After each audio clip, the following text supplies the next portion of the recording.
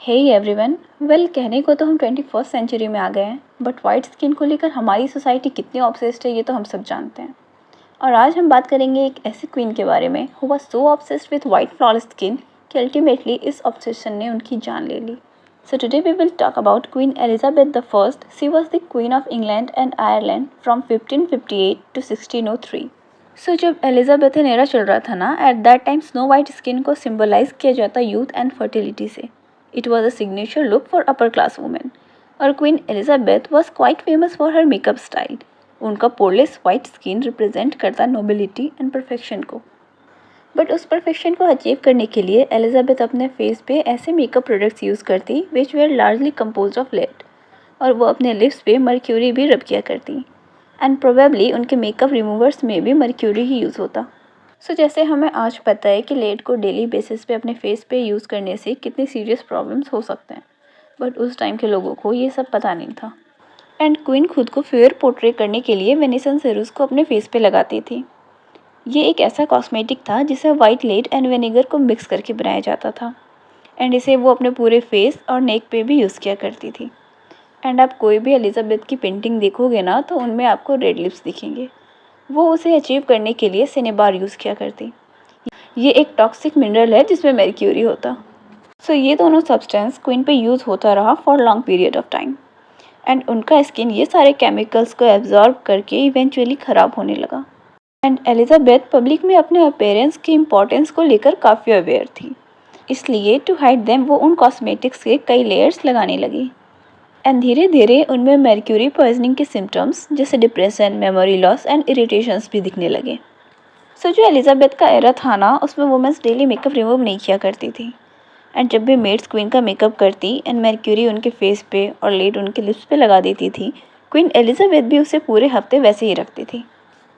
So ultimately her skin started turning grey and wrinkles भी बढ़ने लग गए थे। और वो जब भी मेकअप निकालती थी वो ऐसे मिक्सचर्स यूज़ करती जिसमें एग सेल, एलम एंड और भी मर्क्यूरी यूज़ होता था।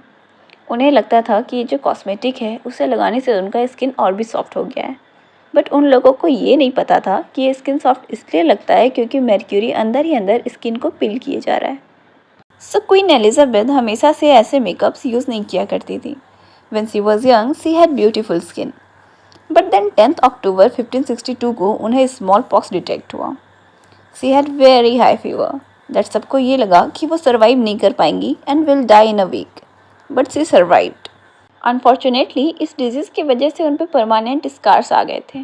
सो Elizabeth did everything possible to cover them up, and वो heavy layer of makeups use करने लगी। जब भी वो अपना पोर्ट्रेट बनवाती तो पेंटर्स को उन्हें यंग, सपल एंड वाइट दिखाना होता, इवन जब वो अपने लेट 40s में थी। And after all these years queen Elizabeth even started suffering hair loss, and इस वजह से वो विग्स पहनने लगी। वेल, इस चीज़ को काफ़ी सीक्रेट रखा गया था, बट 1599 के साल में एक अर्ल ऑफ एसेक्स नाम का बंदा था जिसने क्वीन का ये सीक्रेट रिवील किया। वेल, एलिजाबेथ अपने लाइफ के आखिरी समय में काफ़ी बीमार पड़ गई थी, बट उन्होंने डॉक्टर्स को अपने पास तक नहीं आने दिया दैट कोई उन्हें बिना मेकअप के देख ना ले।